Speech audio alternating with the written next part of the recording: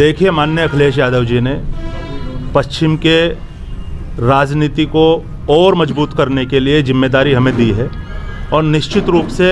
ये जो जिम्मेदारी उन्होंने, जो सम्मान हम लोगों को, पश्चिम के लोगों को दिया है, उसे हम बखूबी रूप से निभाने का काम करेंगे। और जो अब ये चुनाव है, इस चुनाव को मेरे यहाँ सभी साथी यहाँ पे खड़े हुए हैं, सब लोग तन मन धन से अपने घरों से निकल के लगातार चुनाव में रह के हम इस चुनाव को जिता के सरकार बनाने के लिए काम करेंगे। और जो हमारा अनुसूचित जाति प्रकोष्ठ है, हम उस प्रकोष्ठ के प्रत्येक कार्यकर्ता ब्लॉक लेवल पर, बूथ लेवल पर जाकर वोट का जिस तरीके से ध्रुवीकरण होता है, उस ध्रुवीकरण को रोकने का काम करेंगे और अनुसूचित जाति के लोगों को समाजवादी की नीतियां, जो माननीय अखिलेश यादव जी की जो नीतियां हैं, जो उन्होंने घोषणाएं की हैं, जो हमारे घोषणा पत्र में अभी जल्दी आने वाली है अखिलेश जी की तरफ से, उन घोषणा पत्र की हर उपलब्धि को जनता के एक आम आदमी को बताने का काम करेंगे। और ये एक बदलाव है, एक उस गुंडागर्दी के खिलाफ बदलाव है जिस गुंडागर्दी की आज कोई जाति, कोई धर्म का आदमी आज भारतीय जनता पार्टी के नेताओं की, भारतीय जनता पार्टी की सरकार की और भारतीय जनता पार्टी के जो अधिकारी, जो उनके संरक्षण में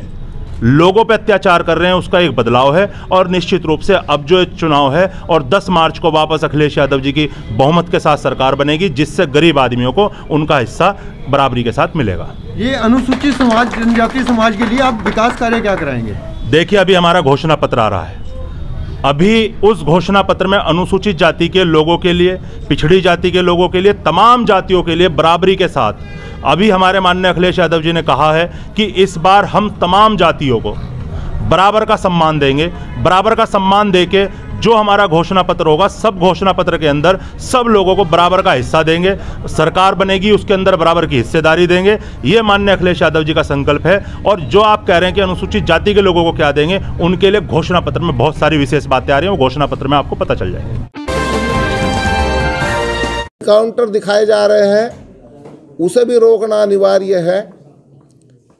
लेकिन सरकार बजाय इसके के उस पर अमल करती, उन विधायकों को बुला करके डराया गया, धमकाया गया, जेल भेजने की धमकी दी गई और सभी जनप्रतिनिधियों का मुंह बंद कर दिया गया। जब इसे तय कर लिया था, सभी दलित पिछड़े वर्ग के जनप्रतिनिधियों ने कि हम अपने वर्गों का कोई किसी तरीके से भी नुकसान नहीं होने देंगे और सही समय आने पर हम सही निर्णय लेंगे। मंत्री, जैसे आपने भी बताया कि डराया धमकाया गया है, तो क्या आपको भी डराया धमकाया गया उस वक्त 2 साल पहले? नहीं, मुझे जो मंत्री लोग थे, मंत्रियों लोगों को नहीं, केवल विधायक लोगों को ही बुला करके डराया धमकाया गया था। वो सारे विधायकों से आप अच्छी तरह जानकारी कर सकते हो, उनसे बात कर सकते हो। ये बहुत बड़ी लंबी फहरिस्त थी, लगभग 150 विधायक समाजवादी पार्टी में जा रहे थे, लेकिन परसों आदरणीय अखिलेश यादव जी ने मना कर दिया कि मेरे यहाँ हाउसफुल हो गया है, अब मैं और नए लोगों को किसी सूरत में भी नहीं लूँगा, क्योंकि मुझे अपने पुराने पार्टी के कार्यकर्ताओं को भी एडजस्ट करना है और उस पर अब रोक लग गई है। आप ये समझिए कि हमारे इस काम को करने के बाद, मैं सहारनपुर की बात बता रहा हूँ, चौधरी किरत का टिकट कट रहा था, देवेंद्र निम का टिकट कट रहा था, वो कुंवर ब्रजेश का टिकट कट रहा था, वहाँ सुरेश राणा चुनाव लड़ने के लिए आ रहे थे। हमारे इस निर्णय लेने के बाद उन लोगों को टिकट झुके तू रखने के लिए भारतीय जनता पार्टी का नेतृत्व मजबूर हुआ। मैं केवल इतना कहना चाहता हूं कि आज जो 2017 में दलित पिछड़े लोग भावनाओं में बह करके या उनके जुमलों में फंस करके जो गलती की थी, उस गलती को हम 2022 में आने वाले चुनाव में सुधार करके जो हमारे बाबा साहब के बनाए हुए संविधान की सुरक्षा कर सके, जो हमारे दलित पिछड़ों के आरक्षण को सुरक्षित रख सके, और इसके लिए हमने अखिलेश यादव जी से बात भी की और उन्होंने हमें आश्वासन भी दिया। और चूंकि खुद आदरणीय अखिलेश यादव जी पिछड़े वर्ग से हैं, तो वो खुद इस बात के लिए गंभीर हैं कि वो अपने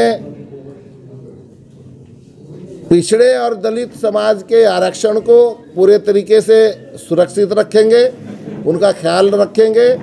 और बाबा साहब के बनाए हुए संविधान को, जिसके नियमों के अनुसार आज चाहे वो अखिलेश यादव जी हों, धर्म सिंह सैनी हों या हमारे अन्य दूसरे भाई हों, चाहे वो नौकरी पा रहे हों, चाहे वो राजनीति में हिस्सेदारी कर रहे हों, ये अधिकार केवल बाबा साहब भीमराव अंबेडकर जी के संविधान के तहत हमें मिला है। हम किसी भी सूरत में बाबा साहब भीमराव अंबेडकर जी के बनाए हुए संविधान से किसी भी को खिलवाड़ नहीं करने देंगे और दलित पिछड़ों के आरक्षण को पूरे तरीके से बचाने का हम काम करेंगे। इसलिए हम समाजवादी पार्टी में आने का हमने निर्णय लिया। इमरान मसूद एडजस्ट नहीं हो पा रहे हैं, क्या कहेंगे आप? नहीं, माननीय अध्यक्ष जी से उनकी बात हो गई है और माननीय अध्यक्ष जी से बात होने के बाद ही इमरान मसूद साहब ने अपनी फ़ोटो वायरल की थी और समाजवादी पार्टी में आने की घोषणा की थी उन्होंने। लेकिन हटा दी उन्होंने, इमरान मसूद ने अपनी प्रोफाइल से वहाँ से। अब देखिए, मुझे इस बात की जानकारी नहीं है, लेकिन चूँकि इमरान मसूद साहब एक ख़ानदानी राजनीतिक हैं और इसमें कोई दो राय नहीं है कि वो सहारनपुर के नहीं, पश्चिम उत्तर प्रदेश के कद्दावर नेता हैं और वो जो भी निर्णय लेंगे बहुत सोच समझ कर के लेंगे। जल्दबाजी में कोई भी इस तरह का निर्णय मैं नहीं समझता वे लेंगे। और जो उन्होंने निर्णय ले लिया है, समाजवादी पार्टी उन्होंने ज्वाइन कर लिया अपने कार्यकर्ताओं के साथ,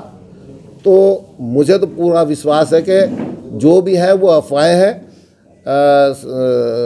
इमरान मसूद साहब जो है वो समाजवादी पार्टी को मजबूत करेंगे। चूँकि सबसे ज़्यादा लड़ाई अगर कोई यहाँ लड़ता था भारतीय जनता पार्टी के खिलाफ, तो वो इमरान मसूद साहब लड़ रहे थे। तो अगर मैं नहीं समझता कि इमरान मसूद साहब आज अगर हम सब हिंदू मुसलमान इकट्ठा होकर के भारतीय जनता पार्टी को का सफाया करना चाहते हैं,